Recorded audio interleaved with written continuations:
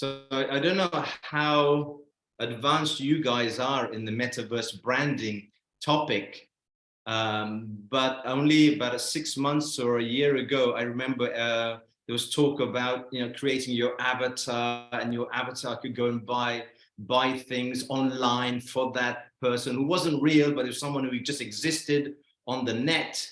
And I was thinking, wow, is this real, or is this just some sort of fake, or is this something someone's inventing something just to make more money?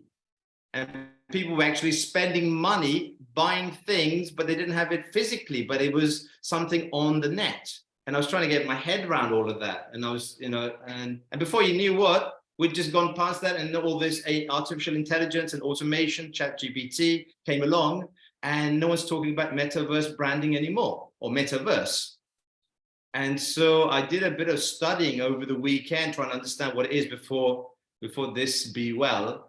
And there were questions like, is it real, or is it just some sort of gimmick? Then they were talking about the metaverse being connected to the NFT, non-fungible tokens. And so my question to my guest would have been, who's not here, was how can I actually bring that metaverse into my reality? My reality is having a language school. We do lessons online, offline, coaching, mentoring, and so on. I was trying to understand if that could have been brought to my reality. Those are the kind of questions I would have had for him. And then also whether that would have been adaptable or suitable for people who are coaching as well, whether this branding could have been used for you guys, for coaching, professional coaches. So with that, a question thrown to the wolves. Anyone got any thoughts on this metaverse before we go into metaverse branding? Metaverse. Does anyone? Debbie, do you have anything on this metaverse? I'd like to share something that I just discovered the other day, and that is that I don't know if this has something to do with the metaverse. Excuse me. But there is a company out there that has created avatars as influencers. Only the thing is that you as the user creates the avatar. I was explaining it to my husband this morning. What it is that I like horses, I like horseback riding, I like going out with my friends, I like, I don't know, makeup, whatever it is stuff, right? So I want an avatar, a female that is around my age. I want, as an influencer, she's supposed to influence me. I want to hear her ideas. So that has to do with horses. It has to do with dressage riding. So I want to have a nice riding pants that look good on me. I want to have boots that fit me. I want to have, glam stuff for my horse. I want him to look good. I want him to look all shiny and nice. And then I want to have makeup that is water, that can handle water and dust and all this other stuff. And I want to have, some nice clothes for my horse. So a nice saddle bag, nice saddle this and nice saddle that. And then I could have an avatar. I could create an avatar. This company did this. I can create an avatar who does that for me. And they look like how I want them to look, but they are out there searching the net for the stuff that I want to see. And then I can call them up and I say, oh, I want to see, what is Debbie 2 or whatever, right? Whatever, I give my avatar's name, and she'll come up and she'll start doing videos for me, telling me stuff that I particularly want to see. So I have shaped what I want her to tell me. Instead of going out and looking for an avatar, a real person, and instead of going out and looking for an influencer, I am getting someone that I have created that are doing this for me. And I'm wondering, because that's why I attended today, is because it's metaverse branding. If that is a connection that in the metaverse, there's someone out there, let's say a saddle company, who says, I want people who are who are creating their own avatars, who are creating their own influencers to use my brands. So my anti-fly spray for the horse, or my brand of boots, or my brand of hairspray or whatever it is, right? My brand of riding jockey pants, right? So is there a company out there? Is that what a metaverse branding person would do? Would they try to get your brands into these avatars that are acting as influencers to us real humans? It's So let me understand that correctly. It's trying to get your head around this. Wow. yeah. Great thoughts there. I love it. So you're trying to say we create a company, let's say a company, or even ourselves, we could, as coaches, I don't know, we could create our own avatar to promote our services. No, you can do that already. That's okay. You can do that already. That's already there. You already have that possibility. No. You can, let's say, give me a name, any name. We have Enrico or somebody, right? Enrico is in the middle of Italy somewhere, and he's a young and upcoming IT professional or whatever, he wants to do, but he's missing out on English. So he needs to learn English, right? Okay.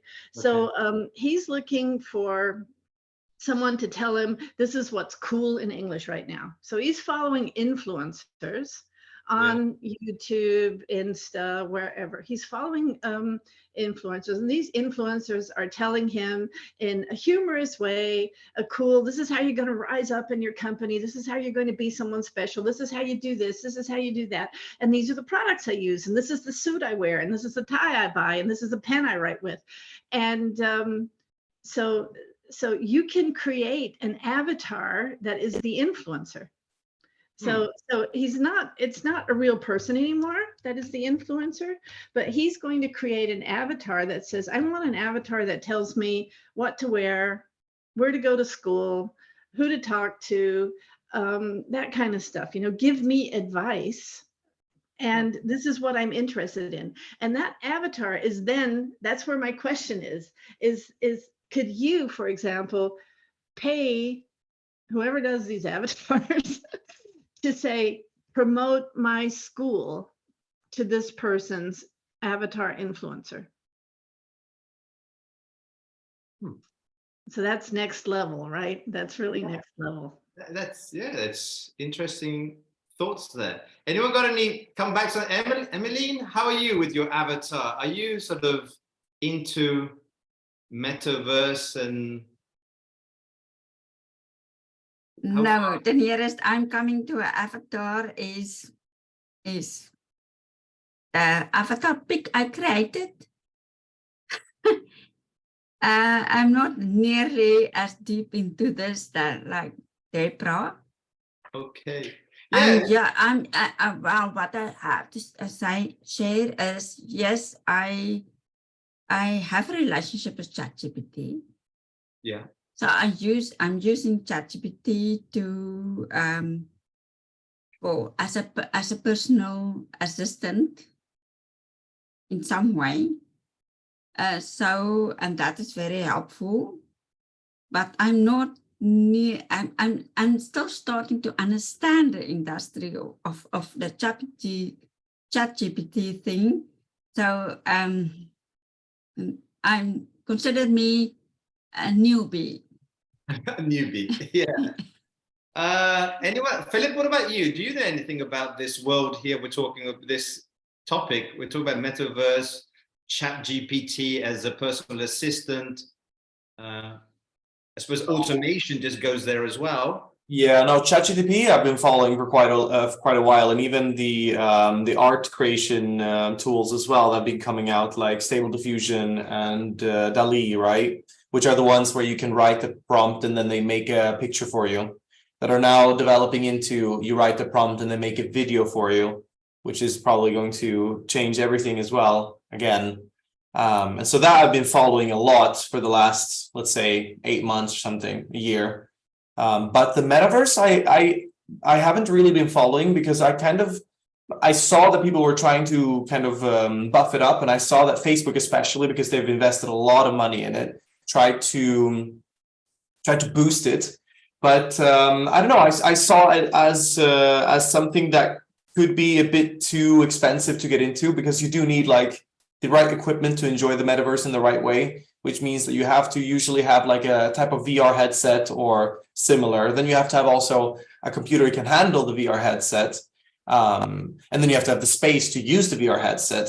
And I can see how that could be really interesting, for example, also for a language school to have virtual lessons online that are not like we are doing now with like a flat picture, but like an actual 3D classroom where you could walk around and talk, and it feels maybe a little bit more realistic.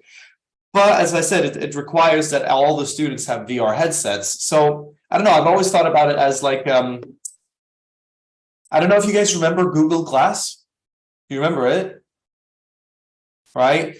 Google, do you guys remember like they made these glasses with like a little screen on the inside, and they were like, oh, it's going to change everything because it's augmented reality, so you can project like things on things, and you have this little screen, etc. And I thought, oh, that's going to change everything, and then it just died out completely because I guess people weren't ready for using it. And I maybe I'm being pessimistic. I see the metaverse a little bit like that. Like it's a huge chance to develop something, but I don't know if we are ready to invest in it. I don't know what you guys think. Are you guys ready to invest in VR headsets and all the equipment that it requires? No. Let's ask Stuart. Stuart, you do teaching as well, don't you? You do language teaching? I used to, but I'm now moving to coaching. But So how do you see? I can see a potential. I can see a potential for it because if you, for instance, you're in a language school or even in a regular class, you could take people into the real world, in virtual reality of where they're going to apply these lessons and have discussions. I mean, you could take a student who's learning English, for instance, into a cafe and have a conversation with somebody, or a bar in England, or a shop, or something like that. So I can see that could be quite interesting and useful, because my personal experience with people learning languages, they're listening to individual words rather than listening to a conversation. And they've got to get outside of that and be able to hear the message in the conversation without worrying about individual words. And that's not something which is easy to practice in your whole country when you're immersed in your native language. So I can see a use for it there, but again, it is an investment. And unless you have a private school where they've got all the VR headsets and a classroom equipped for that, then I'm not sure that every individual will be going that route. The first way I think that VR is going to go is games. And are people going to use the games as a teaching tool or something else? So I see that also going in the travel industry. I don't know why. I just have this idea. It's like from that film with Arnold Schwarzenegger. Remember, what was that? Was it Top Gun or something? I can't remember. Total Recall, probably. Total Recall. When he goes there and he sits down and he ends up in the Bahamas or something. I don't know. And he's got the headset on there, and so without going anywhere, you're going somewhere. Yeah, there was a travel group in South Africa, in Randburg or somewhere around that in South Africa, was living there, and they had the slogan, "Taking you places your mind's already been." Ooh. Taking you somewhere your mind's already been. Yeah, so I could see that working well with the travel industry of VR if people are prepared to invest in the equipment. And I think maybe, well, it'd be interesting to see if what Apple comes out with in the next 6 months or whatever. But I think maybe it's still too early for people to adopt. And I personally wouldn't feel comfortable with these glasses on where I'm locked away in this thing, and I don't have any connection to the outside world. Maybe I'm just old-fashioned. You're old-fashioned, Stuart. No, just thinking about what Debbie said as well before about how she can choose everything that she wants for that avatar to be perfect like her. Thinking about also the holiday one, where you want everything to be as you want it. How even some of our students go to the UK to learn English or to speak English or practice English, but they don't like the weather, they don't like the food, they don't, and so on. So they never find what they're looking for. So I don't know, creating that virtual reality of exactly how you want it. I don't know. I think there's some space for that. James, you got any sort of comments on what we're talking about the metaverse or chat GPT or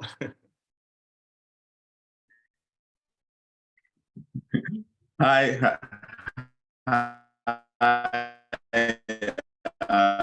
Gary. Hi, James. And yeah, it's great to be here. It's my first meeting. I couldn't make the last one. Oh, sorry. Am I lagging? Can you hear me now? Yeah. I can hear you now, yeah. Oh, okay, good. Thank you so much. I'm in South Africa, and a little bit of connection issues, but yeah, great topic, great discussion. I've been making use of. I'm a fan of ChatGPT. I've been using it to create content, just to help me create content. But I believe in more reality than gimmick. I'm more of old school. Believe in human connection. I believe that Metaverse can help us with human reaction, but not connection. So we can build an avatar whereby we can get people to react to our content, to our message. Then we connect with them on a personal level. We meet them where they are. Yes, they are very, very useful. So because in order for us to get the attention of human, not for us to connect with human, we have to get their reaction. So whereby even online right now, if I post on LinkedIn, you have to react to it. When you react to it, then I have to build relationship with you. I have to ask you, how can I help you? Because you react to my post. So I think Metaverse is really great, but it's I don't believe that I'm not a kind of person that wants to have all the kind of mics, all the kind of tools before I can speak to you, Gary, where you are. I don't want to go through those stress. I want to be able to make that human connection simple and more healthy. So in reality, I believe more in reality, but I believe that they can still help us as a support tools for our branding, to reach wider audience, wider targets. And also at the end of the day, when it comes to education, I think it can help teachers with game gadgets to use to teach the students. So also it can help teachers to enhance the ability to teach a lot of people at a time. So it's only tools for individual use, not to reach the age to reach. I believe that to reach the right people, to reach the right human connection, it has to be more organic, more reality. But that, like the tourist companies that Stuart was talking about, yeah, you can be where your mind wants to be, but it's not reality. You cannot have the genuine feelings that you will feel. Let's say you find yourself on an island, on a real island now. Your feelings to the reality is different from your feelings to, when you use Metaverse or when you are, interacting with videos and robots. I still believe that there's a huge difference, but both are here to help one another, to help build support, to make that possible, human connection possible. I think it would be thanks, James. I think it was quite surprised to know how much we already are in the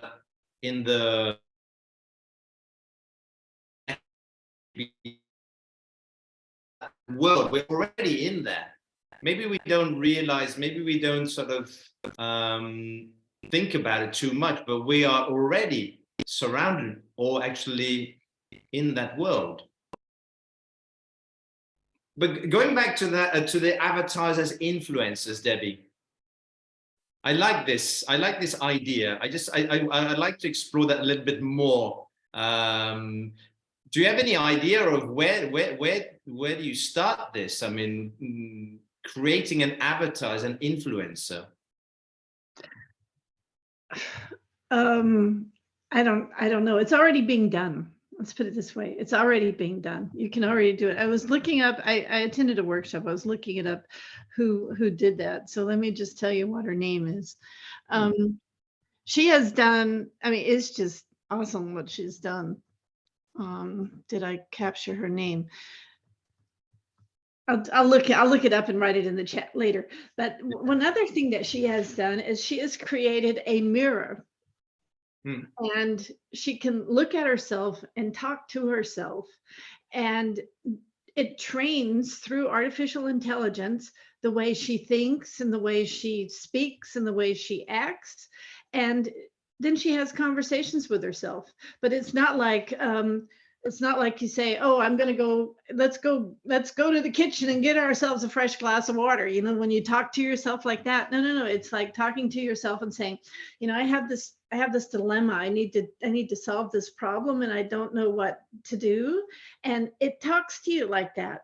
It talks to you, well, okay, give me your options. And what are your things that, you know, what are the things that are on the table? And you speak to it like you're speaking to someone else, but it is a mirror. And it's mirroring yourself. It's, I mean, this is really high tech science stuff, right?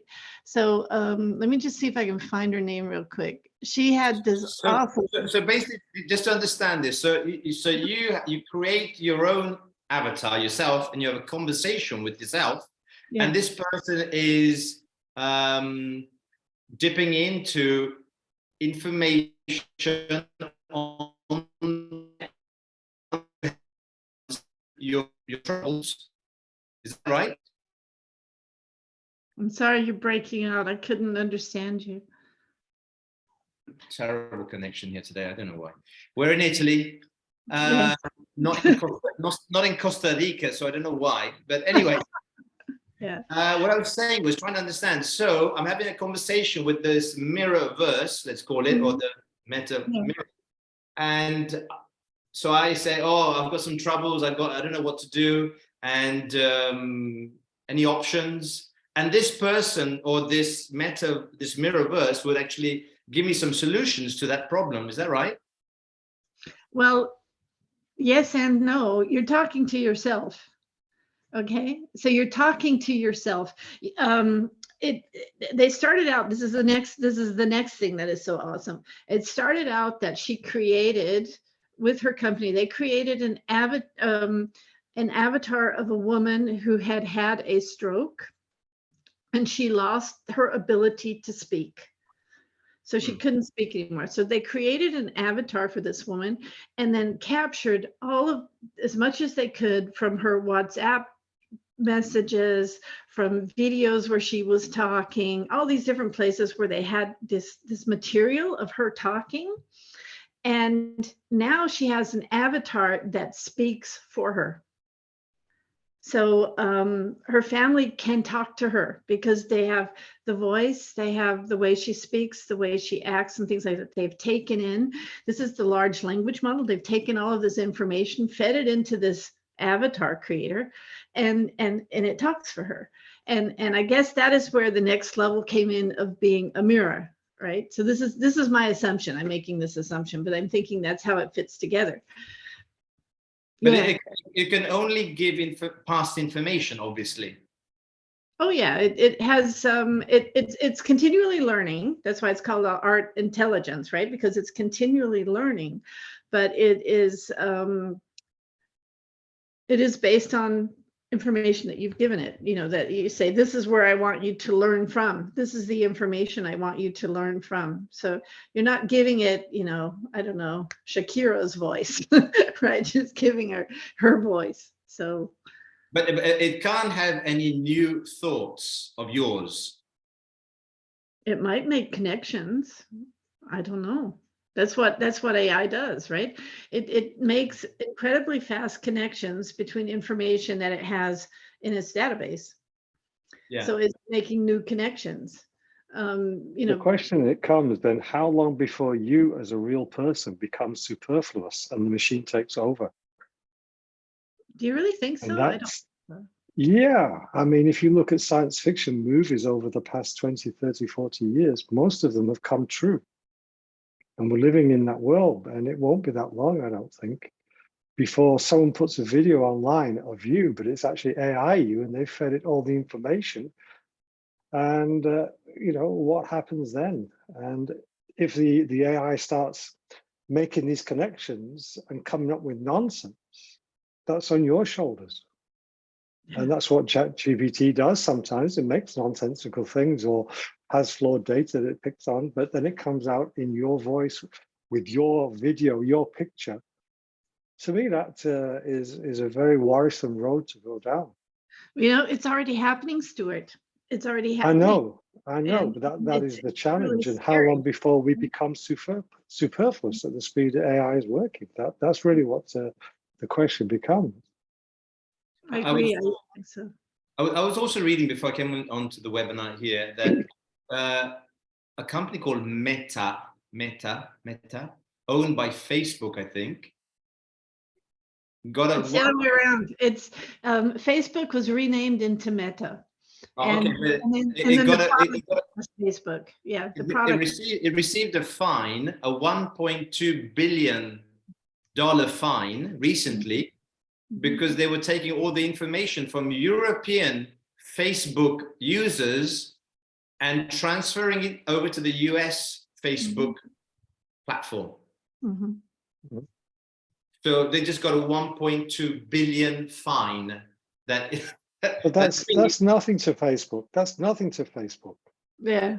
Yeah, it's nothing. But to us who don't even understand, we're just pawns in all of this.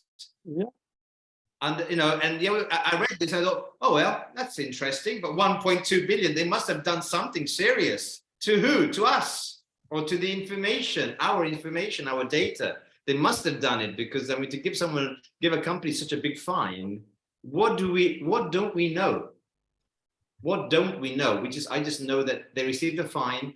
I know that they transferred this information to the US, this data, but I don't know something else.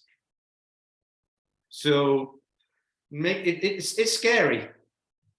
It's scary. It's like, you know, when we're talking about critical thinking and so on, it's asking those questions and not just taking it for face value, if we have time and we have interest in actually going deeper to find out.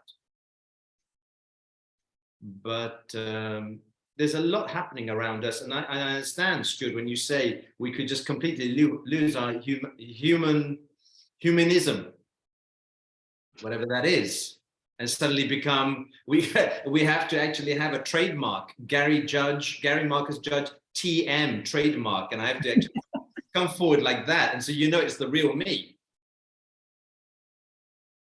So I think that's a good idea. I really think that's a good idea. You have to start putting, it's me, really, it's the TM. I'm the TM. It's not, yeah. I mean, Yvette just put something in the chat. Let me just read that quickly. How about identity theft? Identity theft, someone stealing your identity. Well, there was something like that on breakfast TV this morning, that it's a scam. A woman is a fan of a pop singer, a local, you know, German pop singer here, and he got in touch with her. And he said, "Oh, I'm so glad I'm so glad to have you as a fan. You're a perfect fan."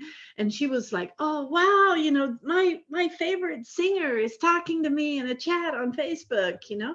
And she went to his Facebook page. That was him. He had 123,000 followers or whatever. And everybody, you know, she thought that was real. And he was chatting with her how she is, you know, followed him to his shows, and and which one of the ones does she like the best, and la la la. And after about 2 or 3 weeks, he asked her if she would organize a telephone card for him, because he can't, as a I don't know, prominent person in society, he can't, you know, get his own telephone card, because everybody would know what the number is and stuff. If she would mind doing that for him. And that's when she realized, uh-oh, something's fishy here, you know, it's a scam. And it was so terribly easy to put up a Facebook page with, you know, this prominent person's, you know, the celebrity's picture. There's a gazillion out there, and do all of this stuff and pictures of whatever, dog, family, who knows what, and then start chatting. That's happening already. Dun, dun, dun.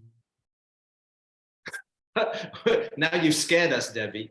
Well, the other thing that's scary, Gary, is that they had, so Twitter used to have the blue check mark, right? So the blue star, that means that you were certified that it was you. And now anybody can buy the blue check mark. So if I said, I want to show up as Gary Marcus Judge, and I'm going to tell you, I'm going to pay the $20 to get that check mark. So everybody's going to think I am Gary Marcus Judge. I put a picture of you up, all I have to do is make a screenshot, boom, got it. And I can start, talking to people as Gary Marcus Judge. And I can turn you into a whatever, Nazi, a trans, whatever it is I want to do to you. I can do that. Scary. The real scary idea is they want to clone us all and then get rid of us.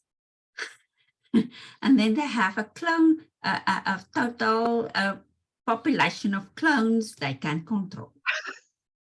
Well, I think can our clones get together and do these meetings for us? And we'll go lay out on the beach. It's like 1984, isn't it? George Orwell. I think we're talking about that, something like this. Yeah, you could have a president of a country be taken out for whatever reason or pass away, and then AI comes and clones him because this person was popular and keeps him running forever. Yeah. So it's it's a very, very big challenge in an age we're entering to where there's so much potential for harm as well as for possible good. There's a big problem that we have in Italy is the generation change in business. When the owner, who's now 80 or 85, is not in his senses or whatever, and he's not willing to let go, and he's got his children who are in the company, but they want to take over. Or if he were to even pass away, on the other hand, it could be someone who was very popular, a big, businessman, very popular, and so on, passes away. There could be an avatar created for that person to continue the business, continue being in the public eye through videos and so on, even though he doesn't exist anymore physically. Gary, isn't that transhumanism? Yeah. Transhumanism, their vision is to, I think they want to create that technology where a human mind is being transferred into a computer system before his death, and then he will have eternal life from computer to computer, a robot. The actual thing that I read about that is if they do that, the actual person himself die in the process, because it's a brain structure or memories that is transferred into a computer system. Well, that is transhumanism. Well, but I don't think it's the person himself that will live into the computer. It's a kind of like an AI with the memories of that person. I don't think it's the person himself. Well, we want to. Computer will suck you dry and spit the shell out. Gary, I really love how MA thinks. She's really, really humanistic. So I was just agreeing with the more that I think what they are trying to do is just to get human mind imprisoned in one avatar, in one robot. Then maybe get rid of the real human and imprisoned in human mind that have been in control for many years. So there's no way that a human can think new thing or to evolve, but they just put it there in a prison or in an avatar whereby they can control the more, for forever, for eternal, or whatever it is that they're trying to do. It's just to get to replace human, but I don't think we should buy into it. That is where real human connection is still, it will still help us as, if we are able to connect right now, we should try to build more real human relationship than buy into this avatar, living our life to it, because then we become prone to whatever scheme or whatever things they're trying to do. I'd like to pick up on that, James, as well, because I think what's going to be a big topic going forward is ethics. And I'm hoping, I'm an indestructible optimist here, but I'm hoping that in politics they will start looking more at the topic of ethics in everything. I mean, we're seeing that with there's no planet B stuff, right? So the militant I don't know, ecological terrorists, I guess, right? The people, at least here in Germany, they're plastering their hands to the ground, so on highways and stuff, so that cars can't drive by. So what they're trying to achieve is that Germany doesn't have a speed limit on the Autobahn, so they are trying to force that speed limits are endorsed and enforced in Germany, and because that supposedly is better for the environment or something. I have no idea. It's not, my thing. What bothers me is that they are gluing themselves to the pavement and cars cannot go by. But I'm thinking that is starting a whole way of thinking in changing the way people are thinking and seeing things, and forcing a change and a openness to change, which is where coaches come in, right? Because that's our thing, is supporting and helping and driving change. And I'm actually hoping that somewhere along the line, some ethics commission will be installed, be that in the European Commission. I don't know, in the US, they should go out on a planet somewhere by themselves somewhere, I mean, just put up a fence and just leave them there. But the rest of the world, I think, is really concerned about ethical implications of what everything is being done, how the seas are being ruined, and how the atmosphere is being polluted with run out satellites, and how a gazillion cows are not good for the planet and stuff, and everybody else is thinking about this stuff. So maybe they will start thinking about an ethical approach to using artificial intelligence. It's my hope, like I say, they might have an ethical avatar, artificial intelligence or something that does things who are not biased like us humans. Yeah. Coming to the picture without the biases and say, this is ethical and this is what should be done because it's the right way, without the politician, the connections and mining the personal interest and so on. Who knows? That could be some sort of ethical board that's created in the future where they will decide for us, because we can't decide for ourselves. We're so messed up. Yvette, how are you? What's your thoughts on all of this? It's very interesting because I came in with no knowledge of metaverse and everything, but it's all really, as you said, there should be an ethical committee that is made of an AI also, because we humans are all judgmental. We give meanings to everything. We have our biases. So but this is really a challenge for us because it's kind of scary, as I said, and as I heard Debbie a while ago about identity theft, and people pretending to be who they're not. It's really scary. I hate to break Yeah. it to you, Yvette, but even ChatGPT and Bard and and all of those things, they are judgmental too, because they are Oh, building their information based on the information that they are getting from the outside.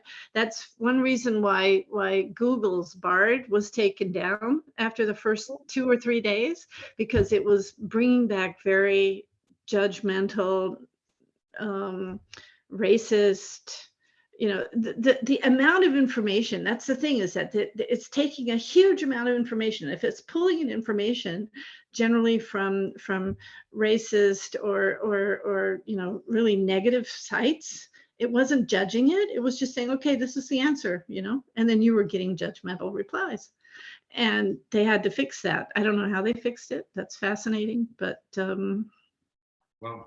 that's some really And well, heavy. it comes that from that speaks to the ethics, the AI ethics committee, doesn't it? Where is it going to make those decisions? What's it basing them on?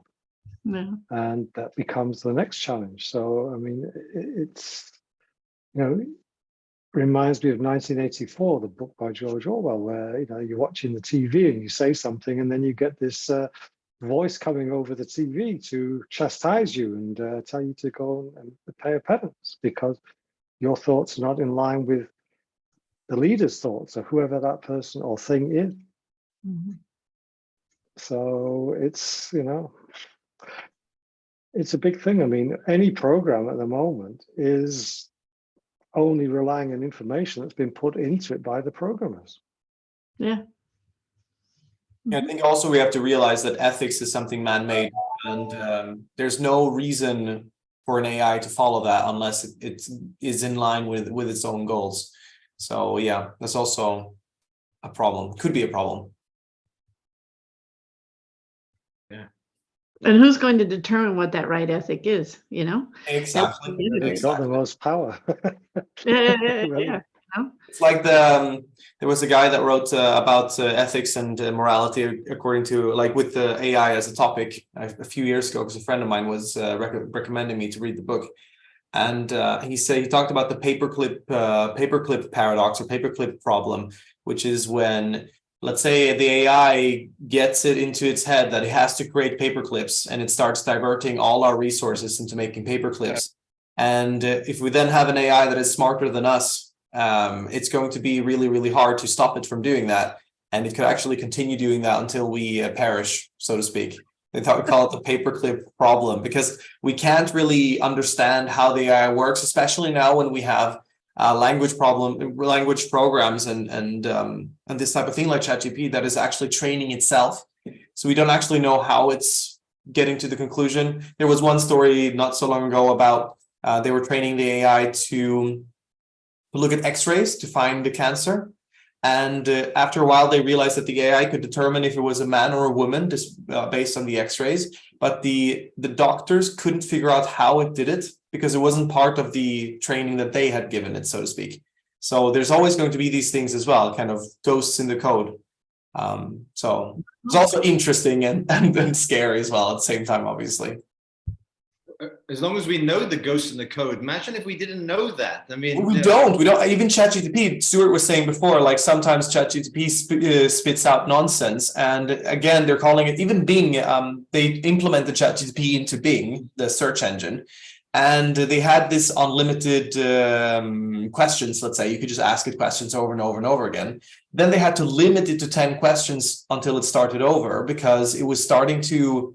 There was one New York Times article where the AI declared its love to the journalist, and no matter what the journalist was trying to do to convince the AI that no, he had a wife, the AI was saying, no, you should leave your wife because I love you and she's boring.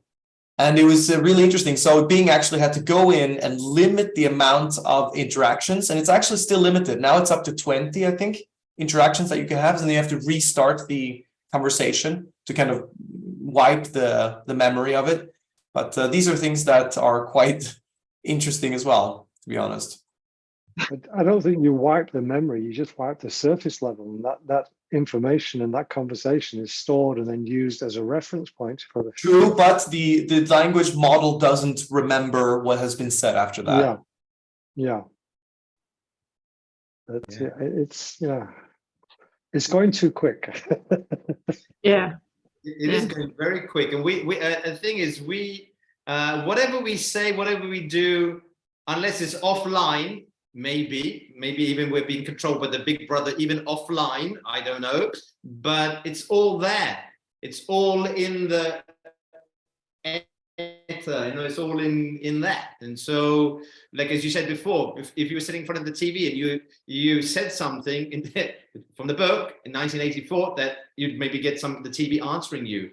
But we get that even now. Samsung, the remote controls at one stage were uploading every conversation up into the cloud to some servers somewhere, and you weren't talking to it; you were just having a conversation. So, I mean, what are we being monitored by? I mean, if you look at electric cars, a lot of them have got cameras in now, supposedly to check that you're not tired and everything else, but they're monitoring you 24 hours a day. You're in the car, plus they're listening to you the whole time. Where is that information going? It's not being restricted to the car system, that's for sure.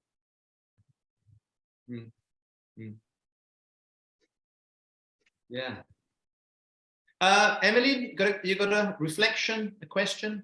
Yes, I saw on Twitter, I think that Elon Musk and a few other people is calling a halt on the development of ChatGPT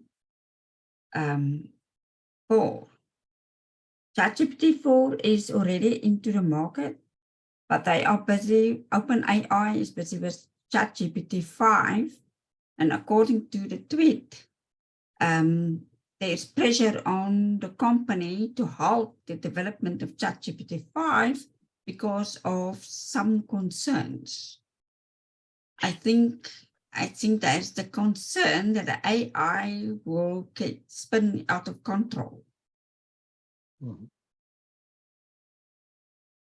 Yeah, related to that as well, I saw also there was a news from one of the guys I'm following that was saying that they had asked some experts in AI research, and it had come up that 50% of them thought that there was a 10% chance that AI could destroy humanity, which was interesting as a fact. He was saying, like, imagine sitting in an airplane and half of the engineers says that it's a 10% chance that the airplane is going to crash. It's like, would you get on that airplane?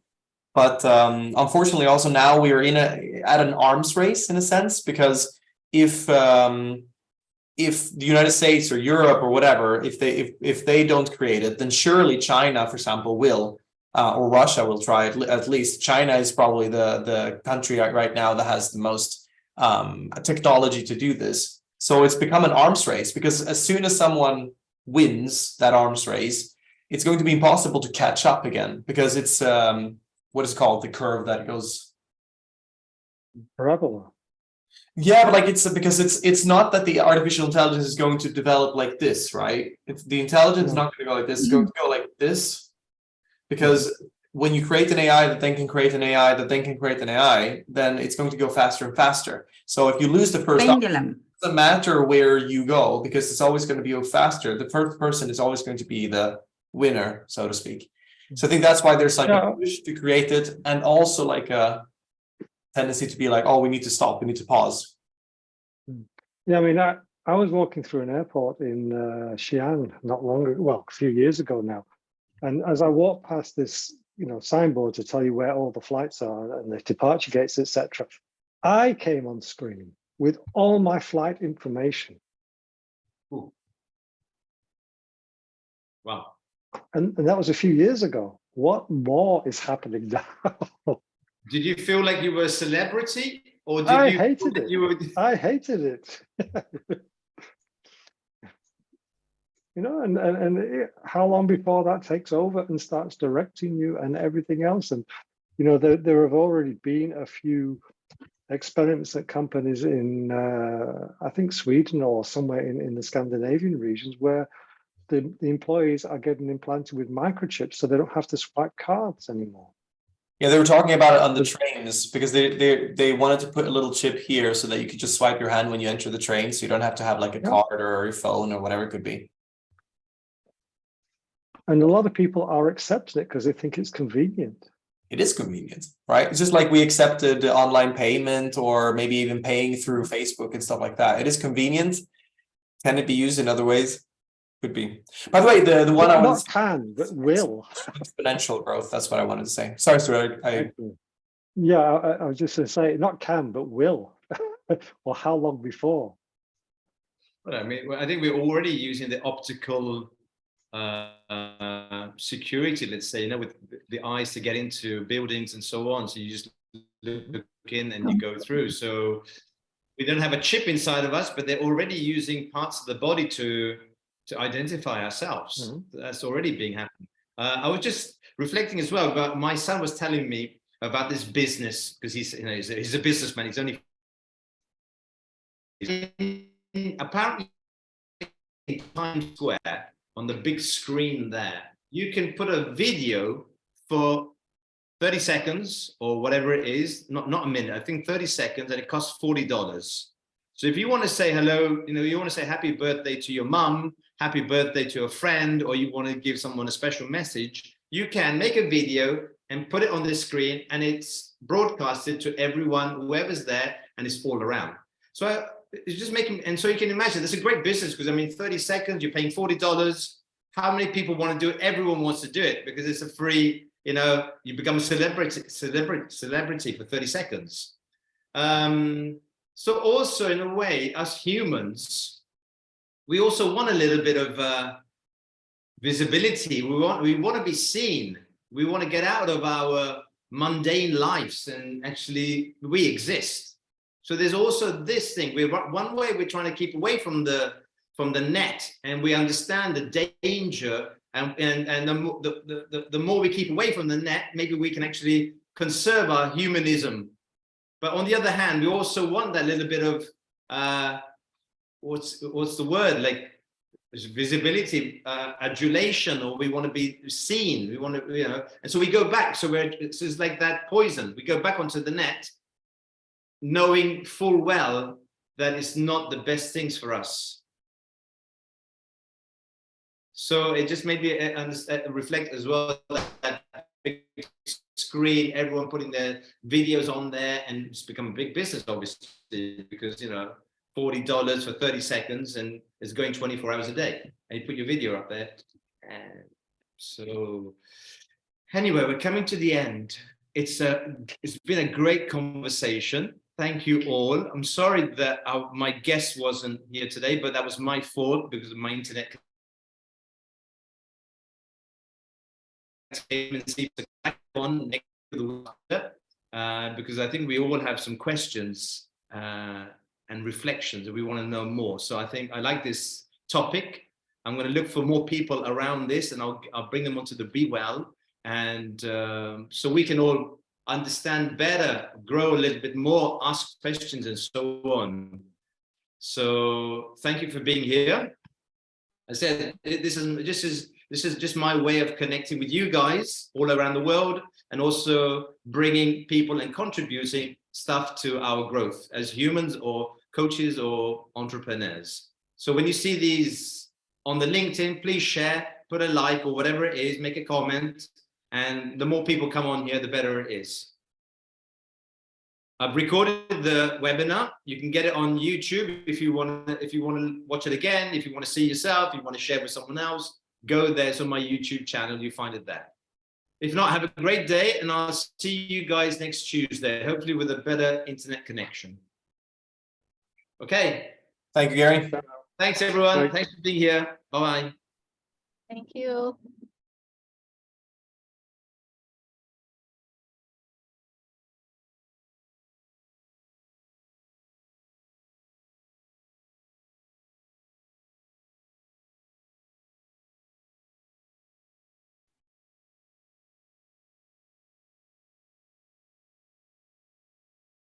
David.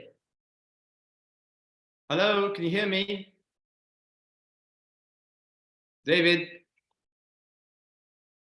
I can't hear you. Can you hear me? I can hear you now. But David, we're an I hour can't late. hear you. You can't hear me now? Can you hear me?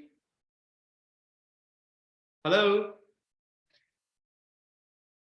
David, hello, hello, hello. Just Same as. back on again. Hello, can you hear me now?